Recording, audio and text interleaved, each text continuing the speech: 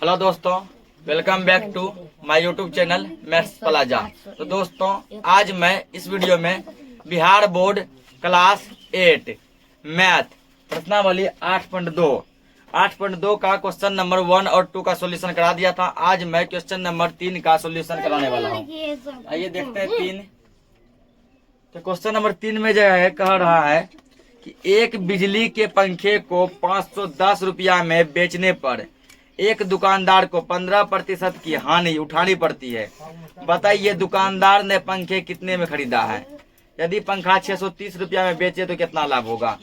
कहता एक मान लो कोई इलेक्ट्रॉनिक का दुकानदार है, ठीक ना, वो क्या कर रहा है, पंखा को बेच रहा है 510 टका में। जब 510 टका में बेच रहा है तो उसको फायदा नहीं होता, क्या हो रहा है, हानि हो रहा है, मतलब घाटा लग रहा है। कितना परसेंट का लग रहा है घाटा, तो 15% का इसको घाटा लग रहा है, मतलब 15% का हानि हो रहा है। क्योंकि पंखा का खरीदा कितना ये पता नहीं है, ठीक ना। तो जितना पता है कि 510 टका में जब ये बेचता है ना, तो 510 टका में जब बेचता है तो 15% का क्या हो जाता है, हानि हो जाता है, घाटा लग जाता है। कहता है कि यह पंखा को जो है कितना में खरीदा होगा। पहला तो ये कह रहा है कितना में खरीदा होगा। खरीदा मतलब क्रय मूल्य, पहले क्रय मूल्य निकलेगा। और दूसरा कह रहा है कि यदि 630 टका में बेचे तब क्या होगा, लाभ होगा कि हानि होगा, ठीक ना। यदि लाभ होगा तो कितना परसेंट का लाभ होगा, और यदि फिर भी हानि होगा तो कितना परसेंट का हानि होगा, ये क्वेश्चन पूछ रहा है। और देखते हैं बोले आपको क्या निकालना है, क्रय मूल्य निकालना है ना। रुपये दिया है, दिया क्या क्या दिया है, विक्रय मूल्य दिया है क्योंकि ये बेचने का चर्चा हुआ है। विक्रय मूल्य कितना दिया है, 510 रुपया दिया है ना। और क्या दिया है, हानि प्रतिशत, घाटा लग रहा है इसको कितना परसेंट का, 15% का। और तो कुछ खास नहीं दिया है, दो ही चीज दिया है। निकालो यहाँ पे चूंकि क्रय मूल्य इक्वल क्रय मूल्य। देखो जब विक्रय मूल्य और हानि परसेंट दिया रहता है तो क्रय मूल्य का फॉर्मूला होता है 100 गुना 100 बटे में, ठीक ना, 100 माइनस हानि परसेंट। यहाँ 100 नहीं, यहाँ का विक्रय मूल्य,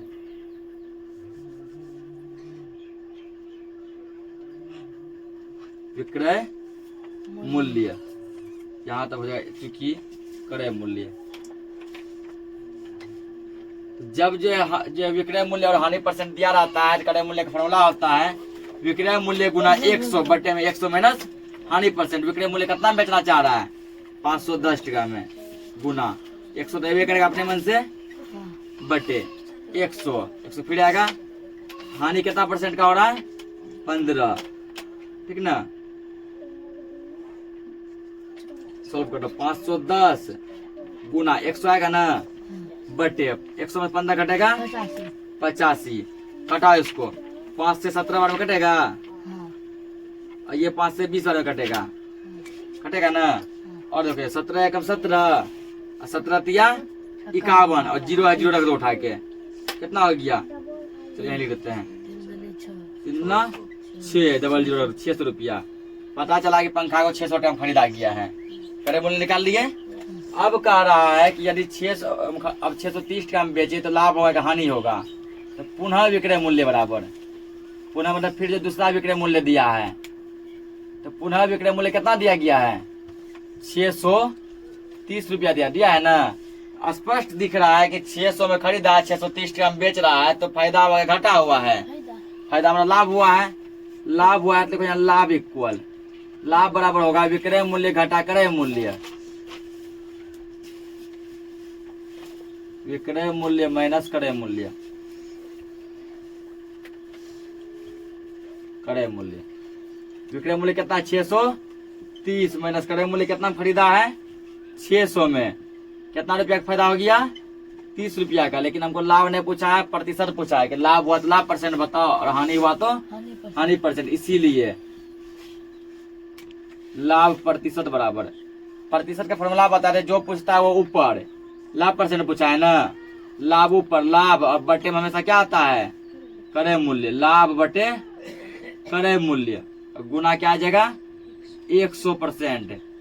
लाभ कितना किया है, 30 रुपया का, कितना में खरीद के, 600 में खरीद के, गुना 100, 0 0 खत्म, 0 0 खत्म, 6 एकम 6, 6 पंचे 30, यानी 5% का क्या हो गया उसको लाभ हो गया। तो एक आंसर ये हो गया तुमको क्रय मूल्य, एक आंसर हो गया ये लाभ। नोट करो इसको। अगला क्वेश्चन देखते हैं। अगला क्वेश्चन देखो 3 नंबर, ठीक ना। 3 में कह रहा है, 3 के 4 नंबर है, 4 नंबर 4 में कह रहा है कि मुकेश स्पोर्ट्स की दुकान से एक फुटबॉल गेंद 20% के बट्टे पर 192 रुपये में खरीदता है, तो फुटबॉल का अंकित मूल्य बताओ। तो बट्टा का मतलब है छूट, बट्टा मतलब छूट, ठीक ना।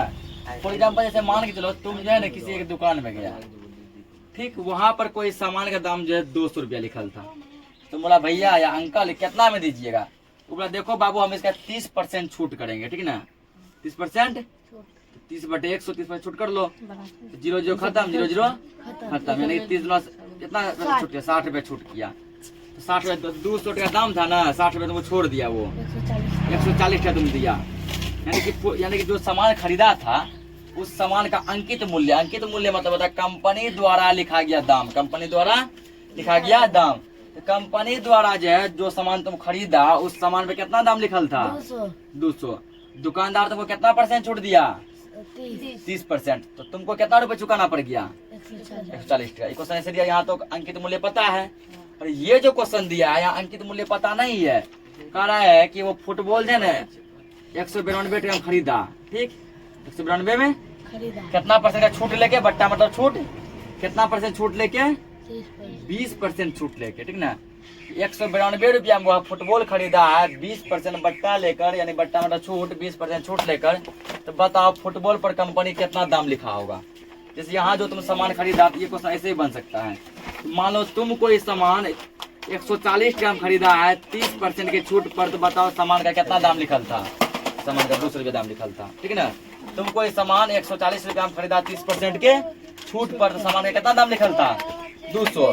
यहाँ उसी तरह का 192 में खरीदा 20% के छूट पर, दाम बताओ। यहाँ मतलब अंकित मूल्य दिया है, कंपनी कितना लिख के दिया है दाम, वही निकालना है हमको, ठीक ना। तो वही निकालना है, तो निकालते हैं। तो पहले यार दिया क्या क्या है।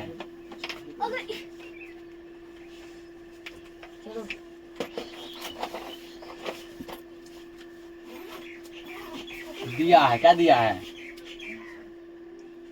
देखो अब क्या दिया है, दिया खरीदता है, ठीक ना। खरीदता है मतलब दिया पहले क्रय मूल्य, क्रय मूल्य कितना में खरीदा 192 रुपया में। और क्या दिया है बट्टा %, बट्टा %, छूट, इसको बट्टा का छूट भी लिखते हैं तो लिख सकते हैं छूट प्रतिशत, 20% का छूट कराया। पूछा है क्या हमसे अंकित मूल्य, तो इसीलिए अंकित मूल्य समझ गया क्या आता है, जो कंपनी लिख के देता है। जैसे मतलब कपड़ा से खरीदते दाम लिखा रहता है उसमें, वो अंकित मूल्य। इसका फॉर्मूला लिखेंगे 100 नहीं लिखो, क्रय मूल्य गुना 100 बटे में 100 माइनस बट्टा %। ऐसा फॉर्मूला सेम लिखे हैं, बस वहाँ विक्रय मूल्य दिए थे ना, या हानि दिए थे। क्रय मूल्य कितना खरीद रहा है वो 192 रुपया में, गुना 100 बटे 100 माइनस बट्टा % है 20। अल्लाह मत करो, 192 गुना 100 बटे में 80 कटाओ, 0 0 कट जाएगा ना, ये कटेगा 8 से, 8 गुना 16 तो 3 बच्चे कट जाएगा, ये 8 एकम 8, 8 गुना 16 कटेगा तो 3 बचेगा, 3 पर 2 32, 8 चौके 32, और 24 गुना 10 करेंगे कितना हो जाएगा 240। 240 रुपया वो क्या किया, तो मतलब 240 का उसका अंकित मूल्य लिखा था, ठीक ना। तो 20% का बट्टा लेकर कितना खरीद लिया वो, तो केवल 192 रुपया में खरीद लिया। अगला क्वेश्चन क्या दिया है कि जूता इतना